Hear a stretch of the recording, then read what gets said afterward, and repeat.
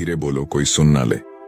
ये बात हम सबके कानों में पड़ी होगी और हमारे मुंह से भी निकली होगी, लेकिन सोचने की बात यह है कि ये वाक्य कब कब हमारे मुंह से निकलता है और कब कब हमारे कानों में पड़ता है, क्योंकि ऐसे कम ही गुप्त राज होते हैं जो हम दूसरों के कानों में पड़ने नहीं देना चाहते।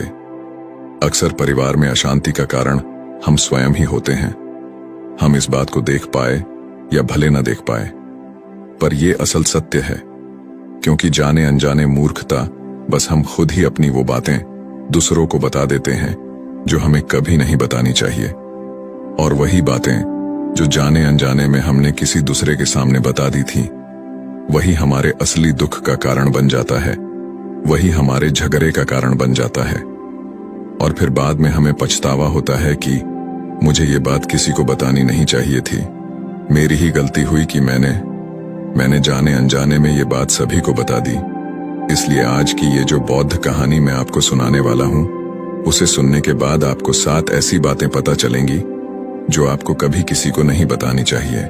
ये जो 7 बातें हैं जो आपको किसी को नहीं बतानी, क्यों नहीं बतानी, इसके पीछे का तर्क भी मैं आपको दूंगा। और इन 7 बातों के अलावा अगर आपको लगता है कि कोई बात ऐसी है जो मुझसे छूट गई या मैं नहीं बता पाया, तो कमेंट सेक्शन में जरूर बताना। इससे पहले कि आप इस बौद्ध कहानी में खो जाएं, इस चैनल को सब्सक्राइब जरूर कर लें। तो चलिए कहानी शुरू करते हैं। एक समय की बात है, एक नगर में रामू नाम का एक युवक रहता था। वो युवक बहुत गरीब था, कुछ पैसा नहीं था उसके पास। 2 वक्त की दाल रोटी भी बड़ी मुश्किल से उसको नसीब होती थी। किसी काम की तलाश में दिन रात खोज करने पर भी उसे कोई काम नहीं मिल रहा था। फिर एक दिन उसने अपनी पत्नी के सामने अपनी सारी समस्या बता दी। उसने अपनी पत्नी को कहा कि मैं जिस जगह भी काम मांगने के लिए जाता हूं, तो हर कोई मुझे यह कहकर काम नहीं देता कि हमारे यहाँ काम की जरूरत नहीं है। मैं काम की तलाश कर करके थक चुका हूं। मुझे समझ नहीं आता कि मैं तुम लोगों का पेट कैसे भरूंगा, अपने बच्चों को कैसे पालूंगा, और ये चिंता मुझे दिन रात खाए जा रही है। यह सुनकर उसकी पत्नी ने कुछ सोचकर कहा कि तुम एक आदमी के पास सिर्फ एक बार ही काम मांगने के लिए जाते हो, और जब वो काम नहीं देता तो तुम दोबारा उसके पास जाते तक नहीं हो। अगर तुम्हें उनसे काम लेना है तो तुम्हें हमदर्दी जतानी होगी, तुम्हें उनसे हमदर्दी हासिल करनी होगी, अपनी गरीबी दिखानी होगी, ताकि वो लोग तुम्हारी मजबूरी समझकर तुम्हें काम पर रख लें। इसलिए शर्म मत करो, उन्हें अपनी मजबूरी बताओ, अपनी गरीबी बताओ, और इसी उपाय से तुम काम पा सकते हो। ये बात रामू के मस्तिष्क में बैठ गई, और अगले दिन काम मांगने के लिए वो उसी सेठ के पास जा पहुंचा जहां पर वो पिछले दिन काम मांगने के लिए गया था। लेकिन इस बार उसने हाथ जोड़कर उस सेठ से प्रार्थना की, उससे विनती की कि वो बहुत गरीब है और उसे काम की बहुत आवश्यकता है। वो जो कुछ भी उसे देंगे वो उसमें संतुष्ट हो जाएगा, पर कृपया करके मुझे अपने यहाँ काम पर रख ले। उसकी ये हालत देखकर उस सेठ ने उसे अपने यहाँ काम पर रख लिया। वो रोज वहां पर काम पर जाने लगा। अंदर ही अंदर वो खुश तो था कि उसे काम तो मिला, लेकिन उसे वेतन दूसरे लोगों से कम मिलता था। वही काम जो दूसरे लोग कर रहे थे, उन्हें ज्यादा वेतन मिल रहा था और इसे कम वेतन मिल रहा था। जब इस बारे में उसने अपने सेठ से कहा तो सेठ ने कहा कि देखो भाई, तुम्हें काम की जरूरत थी, मैंने तुम्हें काम दिया। मेरा धन्यवाद करने की बजाय तुम मुझसे शिकायत कर रहे हो। ये कैसी बलवंत साहित्य है। ये सुनकर रामू वहीं पर चुप हो गया। बात कहीं ना कहीं सत्य थी, सच थी। सेठ ने तो उसे उसकी मजबूरी के हिसाब से ही काम दिया था, और इसीलिए वो उसे अपने अनुसार ही वेतन देता था। लेकिन धीरे धीरे उसने ये बात अपने सगे संबंधियों और अपने दोस्तों को भी बताना शुरू कर दी कि उसका सेठ कैसा आदमी है और उसे कितना वेतन देता है। समय बीतता रहा और रामू पूरी लगन के साथ अपना काम करता रहा, लेकिन अब परिस्थितियां बदलने लगी थीं।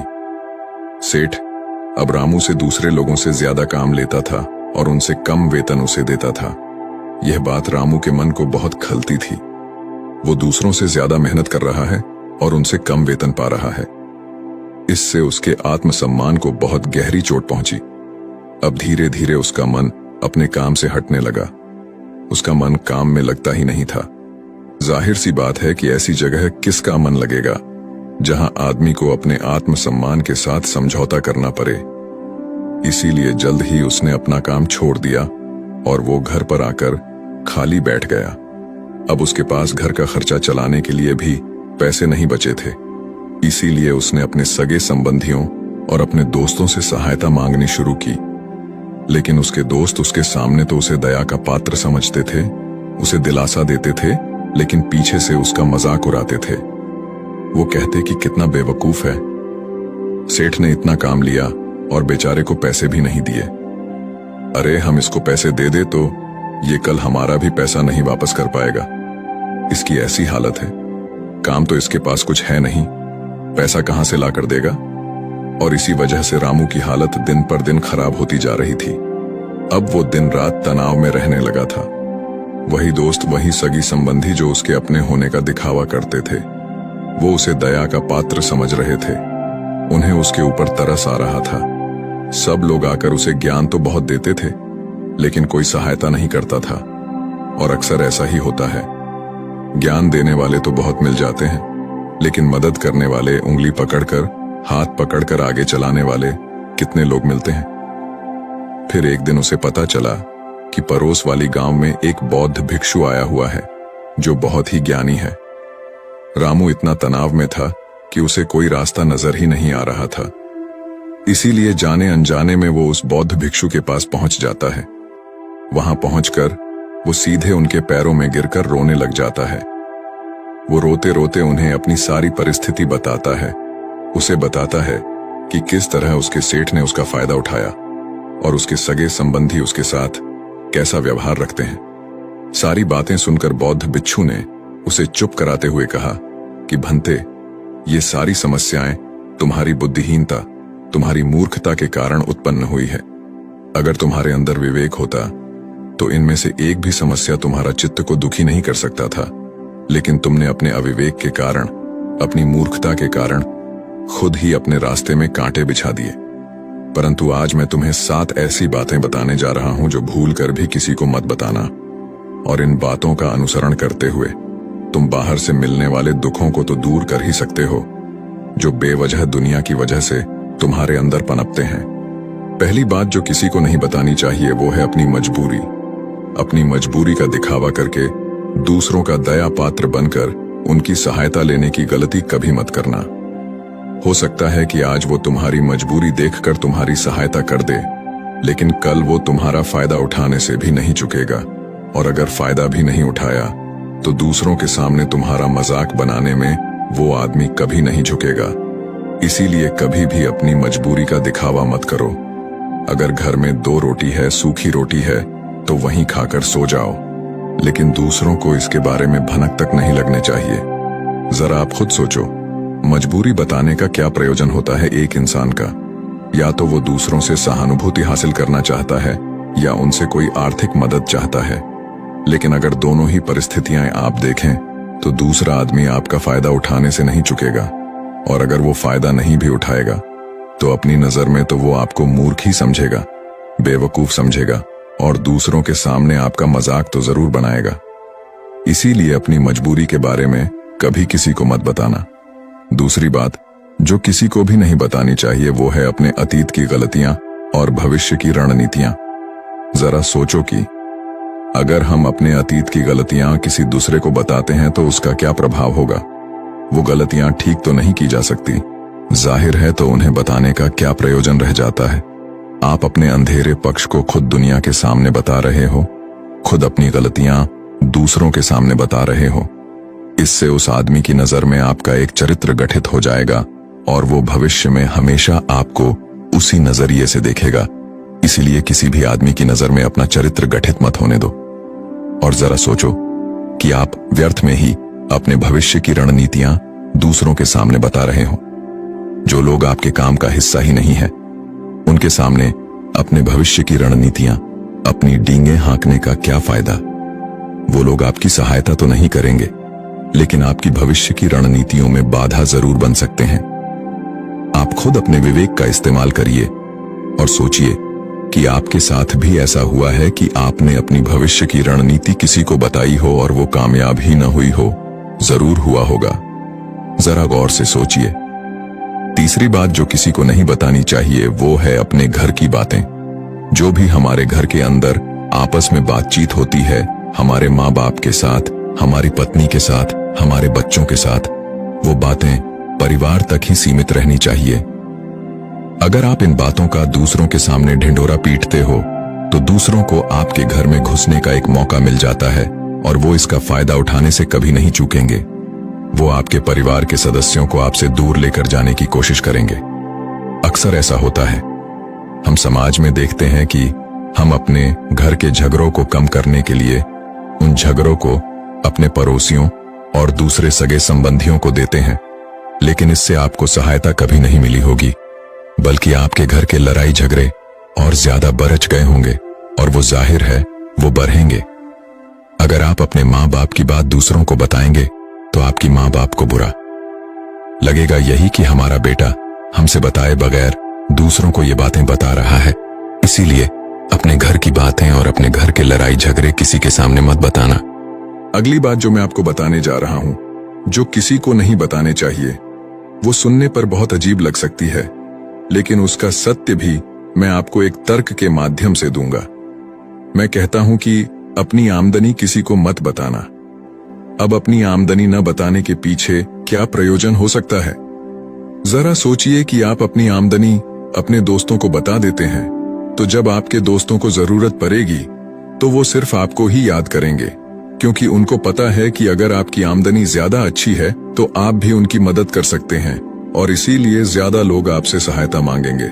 और जब आप उनकी सहायता नहीं करेंगे तो वो सोचेंगे कि इस आदमी के पास पैसे हैं, मेरी सहायता कर सकते हैं, लेकिन ये सहायता कर नहीं रहा है और इसीलिए आपकी आमदनी आप दोनों दोस्तों के बीच एक झगड़े का कारण हो सकती है। कम आमदनी होगी तो लोग मजाक उड़ाएंगे और ज्यादा होगी तो सहायता मांगेंगे, तो अपनी आमदनी बताने का कोई प्रयोजन नहीं है। अगली बात जो मैं आपको बताने वाला हूं, उसे अपनी घाट बांध लेना और किसी को यह बात मत बताना। अपनी कमजोरी और अपनी ताकत। अक्सर इंसान को पता नहीं होता है कि उसकी कमजोरी या उसकी ताकत क्या है, लेकिन अगर आपको अपनी कमजोरी और अपनी ताकत पता है तो पहली बात तो आप बहुत ही बुद्धिमान आदमी हैं, और दूसरी बात कि आपको ये बातें किसी से साझा नहीं करनी है। अगर आपकी कमजोरियां दूसरों को पता चल गई तो वो आपकी कमजोरियों का फायदा उठाएंगे, और अगर आपकी ताकत पता चल गई तो वही ताकत आपकी कमजोरी बन जाएगी, क्योंकि वो ताकत दूसरे आदमी को पता है और वो ताकत की खाट भी ढूंढ ही लेगा। अपनी कमजोरी और अपनी ताकत अपनी पत्नी या अपने पति को भी नहीं बतानी चाहिए, क्योंकि इसके बाद आपको घर में उनसे हमेशा दब के रहना पड़ेगा। अगली बात जो किसी को नहीं बताने चाहिए वो है अपने मित्र और अपने शत्रु। आप अपने मित्रों के बारे में अगर दूसरे लोगों को बताएंगे तो वो आपके मित्रों के साथ अपनी घनिष्ठता बनाकर आपको धोखा दिलवा सकते हैं। आपके गहरे मित्रों को आपसे दूर करने का प्रयास कर सकते हैं। अक्सर आम आदमी ऐसा नहीं करता, लेकिन आपके दुश्मन ऐसा करने की कोशिश कर सकते हैं। और दूसरी तरफ आपके शत्रु का भी किसी को नहीं पता लगना चाहिए, क्योंकि आज जो आपका मित्र है, अगर कल वो आपका दुश्मन हो गया तो वो आपके दुश्मन के साथ ही मिलकर आपको परास्त कर सकता है, आपको धोखा दे सकता है। इसीलिए अपने सबसे अच्छे दोस्तों को भी अपने दुश्मन के बारे में कभी मत बताना। अगली और आखिरी बात कहना चाहता हूं कि जब तुम दान करते हो तो दान के बारे में भी किसी को मत बताना, नहीं तो दान करना व्यर्थ हो जाता है, बेकार हो जाता है। जब आप अपने दान का ढिंढोरा पीटते हो तो आप ये बता रहे हो कि मैं कितना बड़ा दानी पुरुष हूं, और ये आपके अंदर एक अहंकार निर्मित करेगा। इसीलिए दान गुप्त रूप से किया जाए उतना ही अच्छा होता है, उतना ही फलदायी होता है। जब आपका बायां हाथ दान कर रहा हो तो दाएं हाथ को भी न पता चले कि बायां हाथ दान कर रहा है। ये 7 बातें जो बौद्ध भिक्षु ने रामू को बताए, इनमें संसार के सभी सिद्धांत छिपे हुए हैं। इन बातों का अनुसरण करते हुए आप अपने घर में सुख शांति बना सकते हैं और घर के झगड़े हमेशा के लिए दूर कर सकते हैं। और अगर आप इन बातों के बारे में अपने विवेक से भी सोचेंगे तो आपको ये बातें सच मालूम पड़ेंगे। और हमारा कहानी सुनाने का मकसद यही है कि आपका विवेक जागृत हो। आप खुद उन बातों के बारे में सोचें जो हम आपको बता रहे हैं। तो दोस्तों, उम्मीद है इस वीडियो से आपको काफी कुछ सीखने को मिला होगा, और अगर कुछ सीखने को मिला हो तो हमारे इस वीडियो को लाइक, शेयर और बुधा स्टोरियन चैनल को सब्सक्राइब जरूर कर लीजिएगा और साथ ही कमेंट में नमो बुद्धाय जरूर लिखिएगा। धन्यवाद।